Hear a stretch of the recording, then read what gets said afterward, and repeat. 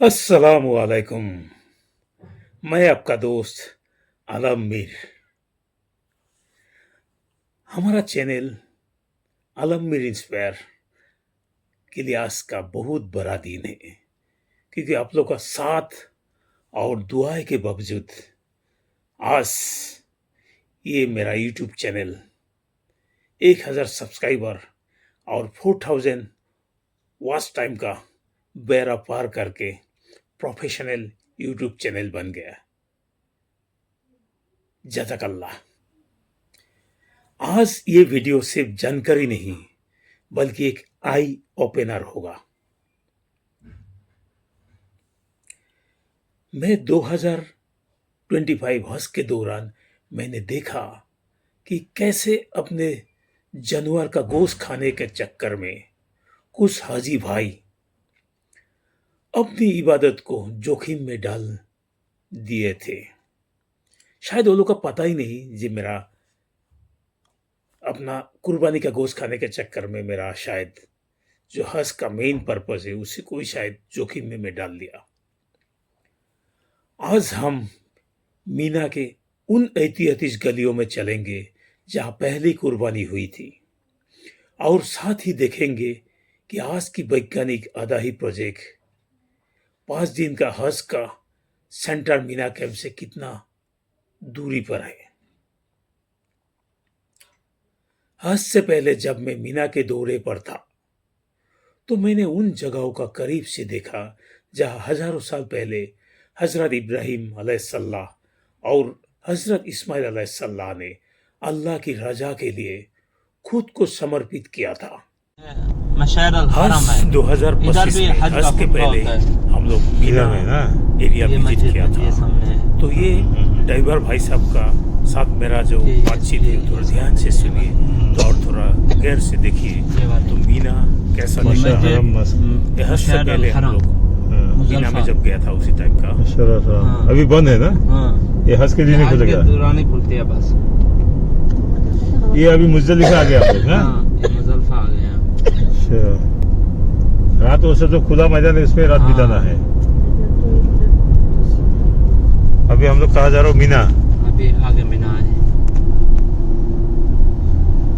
आगे मीना लेके जा रहा हूँ आपको। 2.2 किलोमीटर मीना।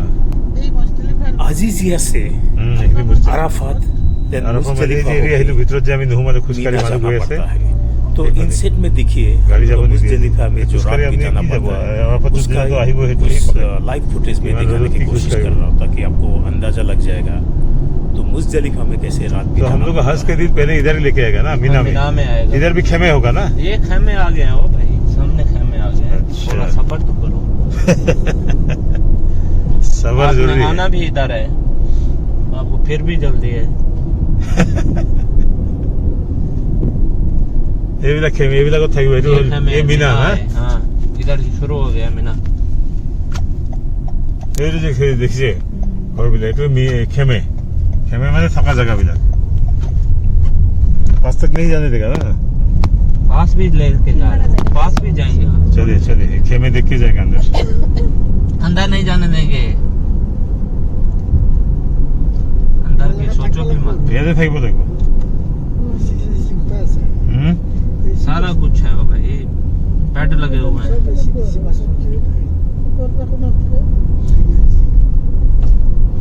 ये है मीना खेमे।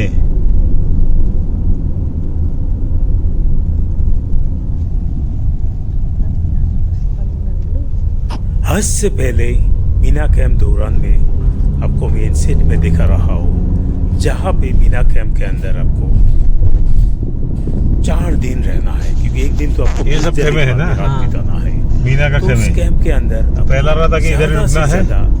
1 से 1.5 फीट बाई 6 फीट का एरिया मिलेगा जिसमें एक मैट्रेस के रहेगा, उसमें आपको रहना है। ये देखिए हाजी भाई लोग हम लोग कैसे मीना कैंप में रेस्ट कर रहा था। आपको भी इतना ही जगह मिलेगी तो उसी के अंदर ही आपको रहना है। इसी के लिए मेन साइड में देखा नहीं तो अच्छा आउटसाइड में दिख रहा है मीना कैंप, और इन साइड में देखिए उसी जगह में आपको रहना है। ज़्यादा से ज़्यादा 1.5 फीट बाई 6 फीट, उसमें ही आपका सोना है, दुआ करना है, खाना है, सब कुछ।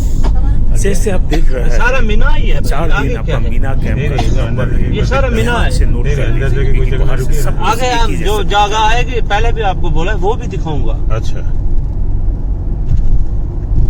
ये सारा मीना है, आपको बोल दिया ये सारा मीना है। यही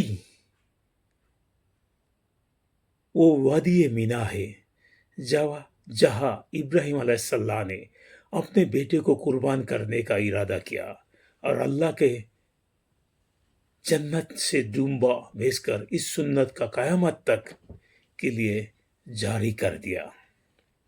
हज से पहले जब मैं मीना के दौरे पर था, मैंने उन पहाड़ियों का रिकॉर्ड किया जहां हजरत इब्राहिम सल्लल्लाहु ने अल्लाह के हुक्म पर हजरत इस्माइल अलैहिस्सलाम की कुर्बानी का इरादा किया था। जरा गौर से देखिए ये जगह। मीना एक बहुत बड़ा एरिया है जहाँ पे कैंप है, तो ड्राइवर के साथ जो मेरा बातचीत से गौर से सुनिए, आपको पता चल जाएगा एग्जैक्टली कहाँ पे कुर्बानी होता था, कुर्बानी किया गया था। सामने नजर आ रहा है वो जो छोटा सा गोल दायरा बना हुआ है, वो सामने हाँ वो ऊपर पहाड़ के हाँ हाँ हाँ वो वाला। हाँ, हाँ ये इधर हजरत मोहम्मद सल्लल्लाहु अलैहि वसल्लम जब लेके आए थे इब्राहिम अलैहिस्सलाम को, हाँ यही कुर्बानी कर रहे, उसको ज़िबा कर रहे थे, दुम्बा आ गया था। इसी जगह में। हाँ वो जगह है, कौन सा ये जो एक जो पहाड़ के दिखता ऊपर है। पत्थर दिख रहा है, वो नुकर में हाँ, ये वाला, अच्छा ये वो जगह है। अच्छा इधर ही। जब छुरी चला रहे थे ना, हाँ हाँ हाँ छुरी चलाई, नीचे दुम्बा था, हाँ हाँ हाँ हाँ। ये वो जगह है, ये वाले। अच्छा क्या नाम है इसका? ये जगह है, कुर्बानी की जगह है, ये मीना के दौरान। हाँ हाँ इधर से कुर्बानी हमारी शुरू हुई है। हाँ हाँ हाँ। अच्छा हाँ, हज के दौरान तो पॉसिबल नहीं, अगर हो सके तो हज से पहले मीना दौरा कर लीजिए, तब ये जगह आपको दूर से भी देखने का नसीब मिल सकता है। आज जहां बड़ी बड़ी सड़कें हैं, यहाँ वो मनहर यानी कि स्लॉटर प्लेस हुआ करता था। रूहानी तौर पर आज ये जगह कुर्बानी का केंद्र है। यहाँ की हर मिट्टी का जर्रा उस महान बलिदान का गवाह है। लेकिन हज की वो 5 दिन के दौरान जब 20 लाख से ज्यादा लोग एक साथ वहां होते हैं, तो मीना के अंदर जानवर ज़बह करना नामुमकिन है। आज के दौर में कुर्बानी कहाँ होती है? क्या आप पैदल वहां जा सकते हैं? जवाब है नहीं। हज का आधिकारिक आदाही प्रोजेक्ट अल मुअस्सम नाम के इलाके में स्थित है, जो मीना के हजियों के टेंट से करीब 11 किलोमीटर दूर में है। वैज्ञानिक तौर पर यह हाइजेनिक स्लॉटरिंग का एक विशाल सिस्टम है। ये कोई साधारण बुसरखाना नहीं है, बल्कि एक आधुनिक फैक्ट्री है जहाँ हजारों जानवर हर घंटे ज़बह किए जाते हैं। कैलकुलेशन देखिए, आपका मीना का टेंट और सरकारी बुसरखाना यानी अल मुअस्सम का 20 की दूरी कम से कम 10 से 11 किलोमीटर दूर पर है। वहां 10वीं जुल हिज्जा को मीना की सड़कों पर तिल रखने की जगह नहीं होती। पैदल चलना भी एक जंग जैसा है। हज के दौरान कुर्बानी का एक खास वक्त और तरीका होता है।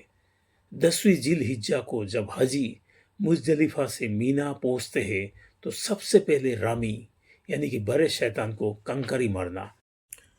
हज के तीसरा दिन यानी 10 जुल हिज्जा को आपका सबसे बड़ा काम रहता है बड़ा शैतान को कंकरी मारना, 7 कंकर। तो उसके बाद ही आप इंतजार करना पड़ता है आपका कुर्बानी हुआ कि नहीं, यानी कि अदाही के लिए। जैसे कि आप लोगों को बताया है, हज का तीसरा दिन यानी कि 10 जुल हिज्जा को बड़े शैतान को कंकरी मारने के बाद ही आपको कुर्बानी का वक्त होता है, यानी कि अदाही का। तो उसके पहले थोड़ा जानकारी के लिए चलिए थोड़ा देखता हूँ हज कितना प्रकार की होता है और कौन सा हज में कुर्बानी देना अनिवार्य है। शायद आप लोग को मालूम होगा, हज तमत्तु, हज किरान, ये दोनों में कुर्बानी यानी कि आधा ही देना तो आपका अनिवार्य है। तो और ज्यादा से ज्यादा लोग, ज्यादा से ज्यादा हाजियों भाई हज तमत्तु या हज किरान के लिए जाता है। और उसके बाद रहा हज इफरात, इसमें कुर्बानी करना मुस्तहब है यानी कि अच्छा है पर अनिवार्य नहीं। लेकिन जब मैं हज में गया हूँ, मतलब मैं देखा ज्यादा से ज्यादा हाजी भाई और बहनें हज तमत्तु और हज किरान के लिए जाता है, तो इसका मतलब कुर्बानी देना तो अनिवार्य है। तो इसलिए 7 कंकरी के बाद 10 जिलहिज्जा का हज तक तीसरा दिन में आपको उसके बाद इंतजार रहेगा कुर्बानी के लिए, आपका जो अदा ही है वो कुर्बानी हुआ कि नहीं। तो कुर्बानी के बाद ही अपना सिर मुंडवाते हैं यानी कि हलक करता है और आप एहराम का पाबंदी से आजाद होते हैं। अगर आपका कुर्बानी का वक्त सही नहीं रहा या वो जवा ही नहीं हुई तो आपका तकनीकी तौर पर एहराम से बाहर नहीं आ सकते हैं। इसके लिए हज का तीसरा दिन यानी कि 10 जुल्हिज्जा को आपको सबसे ज्यादा सावधानी का जरूरत पड़ती है, क्योंकि तकनीकी दौर से देखेगा उस टाइम में सऊदी अरब में मीना में जो तापमान है 45 से 50 डिग्री सेंटीग्रेड है। मुअस्सिम का इलाका जो होता है, जो 10-11 किलोमीटर दूरी में, वो हाई सिक्योरिटी जोन होता है। वहाँ आम हजियों को पैदल जाना या गाड़ी से जाना पूरी तरह प्रतिबंधित यानी कि रेस्ट्रिक्टेड है। अब बात करते हैं 2025 के उस वाकये की। मेरे कुछ साथी हाजी बहुत उत्साहित थे। उन्हें कुछ लोकल एजेंट्स ने यकीन दिलाया कि हमें थोड़ी ज्यादा पैसा दे दो, हम आपको आपके अपने जानवर का ताजा गोश्त लाकर देंगे। उन्हें लगा कि हज के बाद अपनी कुर्बानी का गोश्त खाना भी बड़ी सादत है। लेकिन भाइयों और बहनों, जरा ठंडा दिमाग से सोचिए, जो सरकारी स्लॉटर हाउस मीना से दूर अल मुअस्सिम एरिया में है, वहां से गोश्त बाहर लाना सख्त माना है। तो वो एजेंट गोश्त कहाँ से ला रहे थे? अक्सर ये लोग बाजार से सस्ता, बोलना नहीं चाहिए, घटिया गोश्त खरीद कर आपको दे देते हैं। उन हजियों ने बड़े चाव से वो गोश्त खाया, लेकिन उन्हें यही नहीं पता था कि जिस कुर्बानी के नाम पर उन्होंने पैसे दिए वो शायद हुई ही नहीं है। गोश्त खाने के चक्कर में आधा ही जो एक वाजिब इबादत है वो खतरे में डालना कहाँ की समझदारी है।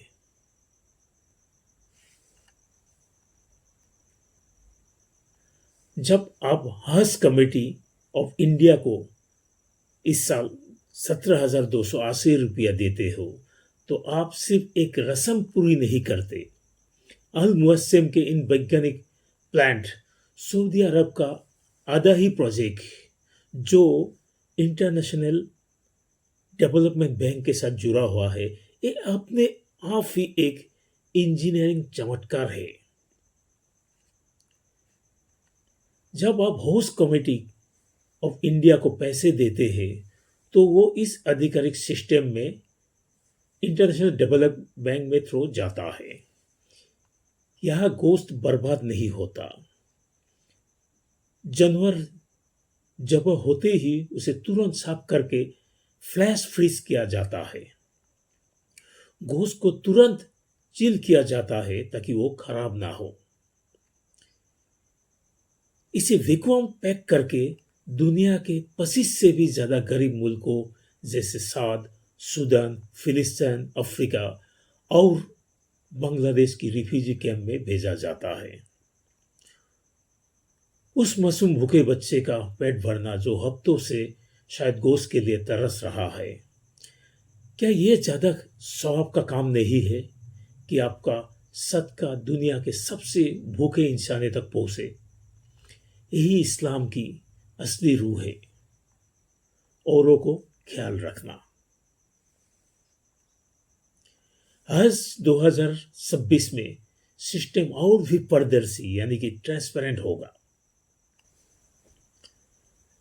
हज 2025 के एक वेटरान के मद्देनजर मेरा मशावरा एक भाई के तौर पर यही है कि आप हज कमेटी ऑफ इंडिया हो कोई आप जो 17,280 रुपया भुगतान करें, इंडिया से बाहर निकलने मक्का के लिए बाहर निकलने से पहले आपका कुर्बानी का पैसा जमा कर दें। नुसुक ऐप पर भरोसा करें, जैसे ही कुर्बानी होगी आपके पास डिजिटल मैसेज आएगा।